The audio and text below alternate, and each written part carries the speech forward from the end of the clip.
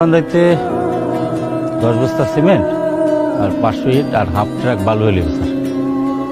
আচ্ছা, আমি তাহলে ইট বালু সিমেন্ট এগুলোর অ্যারেঞ্জমেন্ট করতেছি। আপনি একটু লোক এনে এনি হাও জঙ্গলটা আজকে পরিষ্কার করে ফেলেন। ঠিক আছে স্যার, এখনই আমি লোকে না জঙ্গলাটা পরিষ্কার করতেছি। আসি।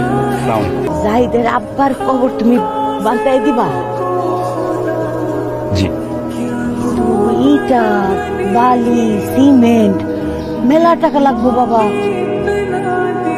তোমার কষ্ট হইব না? টাকা পয়সা নিয়ে আপনি ভাববেন না খালাম। জাহিদ মারা যাওয়ার আগে আমাকে কয়েকবার বলেছিল যে বন্ধু দেশে আইসা প্রথমেই আব্বার কবরটা বাঁধব। খালুর কবরটা যদি আমি পাকা করি, আমার কাছে মনে হবে যে আমি আমার বন্ধুর শেষ ইচ্ছাটা পূরণ করতেছি। জাহিদ মরণের আগে সব স্বপ্ন তোমার বুকের মধ্যে গাইথা দিয়ে গেছে না?